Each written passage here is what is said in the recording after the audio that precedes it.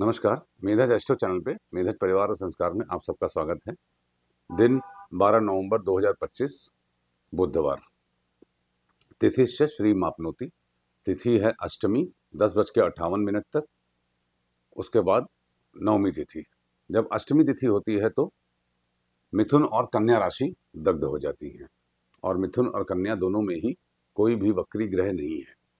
हालांकि मिथुन और कन्या राशि दोनों के स्वामी बुध ये जरूर वक्री हैं। प्लैनेट इज एन एक्टर, भाव इज द टेंडेंसी और राशि इज द रिसोर्स। तो जो रिसोर्स है मिथुन और कन्या ये दग्ध है। दैट मीन्स अष्टमी तिथि, अष्टमी मैंने आपको बताया था 1 से 15 के बीच में वो तिथि आती है जो सेंटर पॉइंट होती है, जहां से कर्मा चेंज होता है, कर्मों में एक शिफ्ट आता है। क्योंकि ये ब्रह्मांड हमारा गोलाकार नहीं है, इलिप्टिकल है। तो जब इलिप्टिकल होता है तो बीच में जहां से डायरेक्शन चेंज होती है वो अष्टमी तिथि है। इसके स्वामी राहु होते हैं। राहु के बारे में मैंने बताया था कि Rahu is asur. Asur means who is not like sur, who doesn't follow rules, he thinks out of box, he helps unconditionally. Rahu helps unconditionally. Rahu is our cause of birth. Rahu is our unknown fear of past life which transmits to this life. देखिए, जो हमने 4 प्रकार के कर्म बताए थे, संचित, प्रारब्ध, क्रियामान और आगम, उसमें संचित और प्रारब्ध थे केतु, क्रियामान और आगम थे राहु, हैं राहु। अष्टमी तिथि के दिन हम लोगों को ऐसे कार्य करने चाहिए जो हमारे या तो पूर्वजों के इच्छाओं की पूर्ति करें या जिन चीज़ों से हम डर रहे हैं लाइफ में, अपने डर को खत्म करें। अपने डर, जिन चीज़ों का डर हो, उस डर को खत्म करने के लिए let us explore out of box methods. ये अष्टमी तिथि की एक्सपेक्टेशन होती है। देखिए, व्हाट यू गेट इज तिथि, how you get is war and why you get is नक्षत्र। तो वी गेट टुडे इज अष्टमी। अष्टमी 10:58 तक, फिर नौमी। नौमी जब होती है तो सिंह और वृश्चिक राशि दग्ध हो जाती है। सिंह राशि में केतु वक्री हैं, वृश्चिक राशि में बुध वक्री है। बल्ले ही बल्ले। 10:58 तक दिन टफ है, उसके बाद जबरदस्त दिन है। टफ भी क्या है, बुधवार के दिन अष्टमी तिथि अमृत योग बनाती है। ये जो योग है, सर्वार्थ सिद्धि योग, अमृत योग इत्यादि, सर्वार्थ सिद्धि योग, अमृत योग, ये योग हैं, ये कंडीशन ऑफ रिजल्ट बताते हैं। ये नहीं इंश्योर करते कि हर किसी के लिए अच्छा है। ये बताते हैं कि condition of the result is going to be like this. जैसे अमृत योग है अष्टमी के दिन, तो ये बताते हैं, देखिए अष्टमी राहु, बुध राहु के दोस्त हैं। बुध और राहु एबंडेंस देते हैं। किसी के राहु में बुध हो या बुध में राहु की दशा चल रही हो, आंख बंद करके आप कह दीजिए कि उसको जो भी मिलेगा एबंडेंस में मिलेगा। और बुध में राहु के तुरंत बाद, राहु में बुध के बाद राहु में केतु लगते हैं, उसी एबंडेंस का हिसाब चुकाना पड़ता है कुंडली में। एनीवे, तो नवमी जो लगेगी, नवमी रिक्ता तिथि है, शनिदेव के अनुसार फल देती है।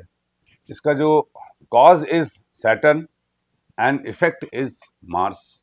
जहां जहां कुंडली में मंगल है, मेष राशि है, और जहां जहां वृश्चिक राशि है, और वृश्चिक राशि में देखिए बुध वक्री है।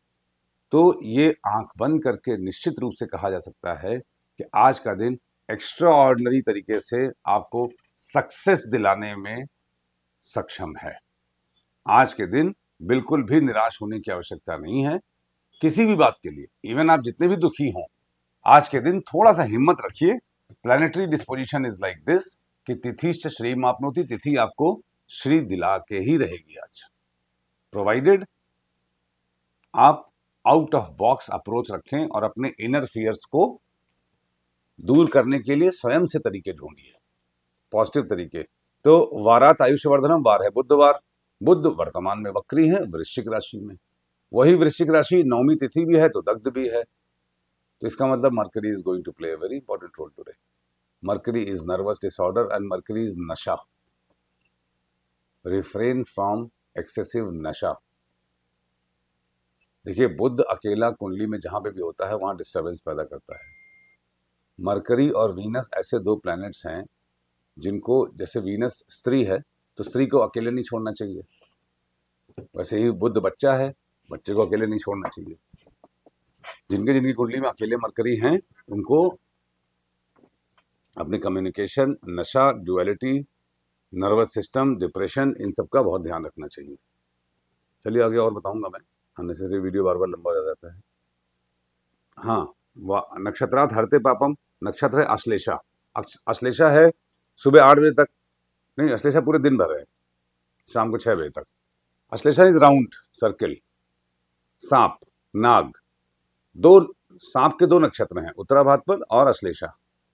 उत्तरा भाद्रपद वो सांप जिसपे विष्णु जी समुद्र के बीच में पार्वती लक्ष्मी जी के साथ विश्राम कर रहे हैं, शेषनाग। और जो अश्लेषा वाला सांप है वो कलिया मर्दन जिसका कृष्ण जी ने किया, वो है अश्लेषा। अश्लेषा एक्चुअली क्या है कि अश्लेषा के बाद जस्ट बाद मघा लगता है, और अश्लेषा जब में चंद्र होते हैं या एक्टिवेट होता है तो मघा, अनुराधा, धनिष्ठा ये एक्टिवेट एक साथ हो जाता है। अश्लेषा अधोमुखी नक्षत्र है, डाउनवर्ड मतलब इंट्रोस्पेक्शन और अपने अपराधों को इंट्रोस्पेक्ट करने का दिन होता है। बेसिकली हमारे पितृ चाहते क्या है वो अश्लेषा में हमको मालूम चल जाता है, ज्ञान हमको हो जाता है, वहीं से ट्रांसफॉर्मेशन शुरू हो जाता है, जो कि मघा में जाके ट्रांसफॉर्मेशन होता है। अश्लेषा गंडांत नक्षत्र है, end of not, something is open here. तो आज के दिन आपको कोई ना कोई रिविलेशन जरूर होगा।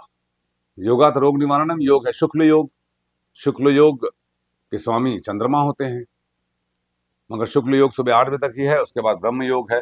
ब्रह्म योग पूर्वा भाद्रपद में लगता है, मैंने पहले बताया था वाटर ड्रैगन।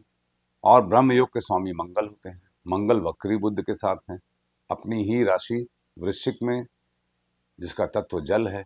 इमोशनल डिसबैलेंस, देखिए नक्षत्र इज ऑलवेज अ रीजन, क्यों होता है नक्षत्र। तो आज के दिन इमोशनल डिसबैलेंस होगा, जिसको कि आपको हैंडल करने के लिए तिथि is giving sufficient power and war lord is giving you immense energy, thereby you becoming successful. ये है इसका मतलब।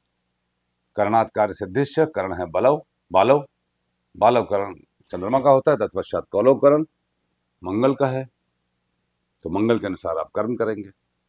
अब देखिए हम लोग एक बात करते हैं, गुरुदेव जो वक्री हुए कर्क राशि में।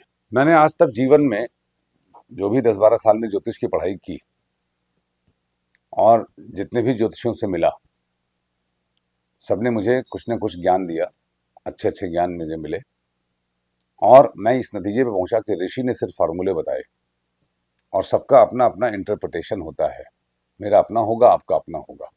इसीलिए फॉर्मूले को तजुर्बे के साथ मैं आपको एक्सप्लेन करता हूं, आप उसको अपने तरीके से लीजिएगा। जैसे जो मूर्ति निर्णय हमने सिखाया था एक बार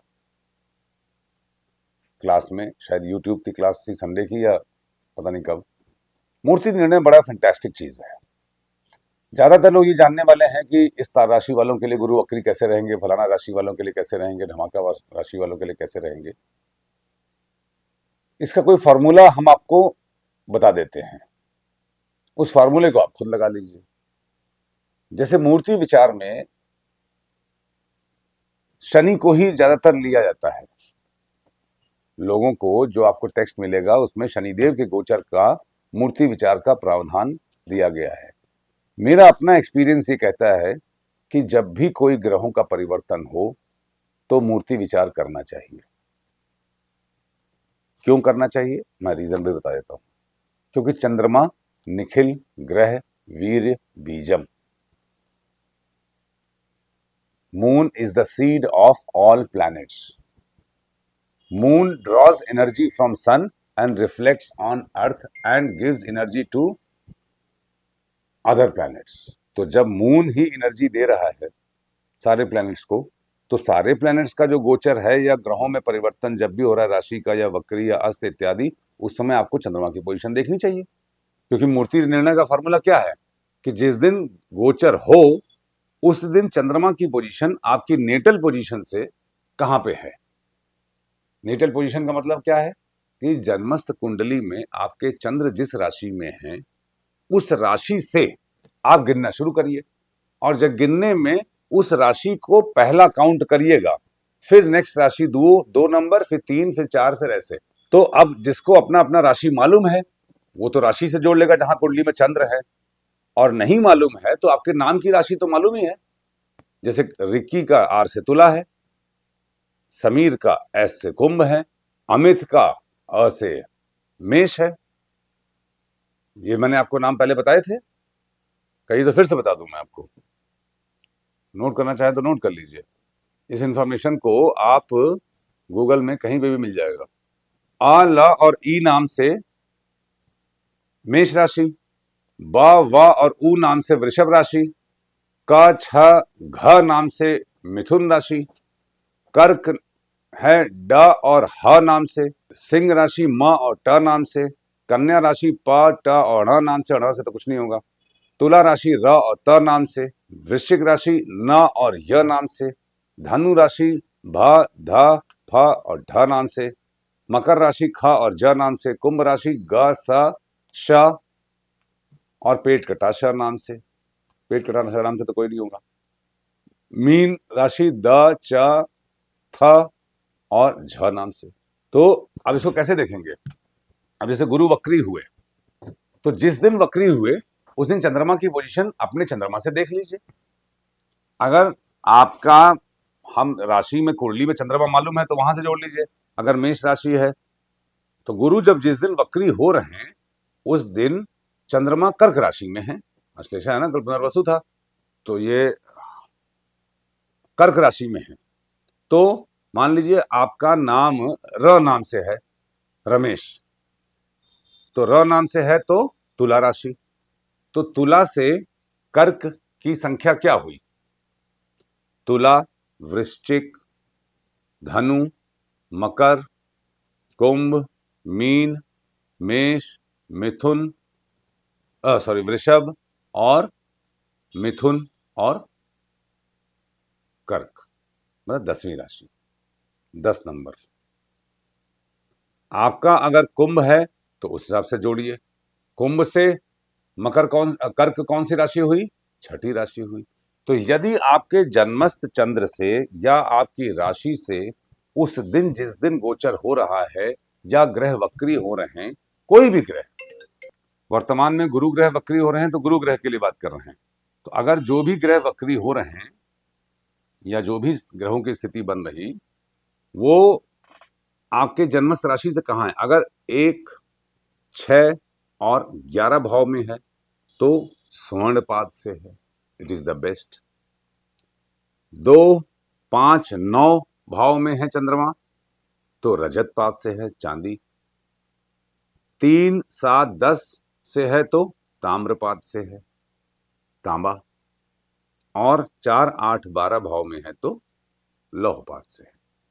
इसमें रजत इज द बेस्ट, चांदी बेस्ट तो नाम से स्वर्ण लगता है, मगर स्वर्ण वाले में आपके कर्म बहुत तेजी से, स्वर्ण वाला होता तो बहुत अच्छा है, मगर जैसे हाई स्पीड लेन में आप कार चलाएं, अगर आपके कर्मों में खोट आया तो बहुत उतना ही बुरा भी हो जाता है, फिर बचत नहीं होती है। रजत वाला आपको धन संपदा ऐश्वर्य सब देता है, सम्मान देता है। तांबे वाला आपको धन देता है मगर संघर्ष बहुत देता है। लौहपाद में अत्यधिक सावधानी की आवश्यकता है।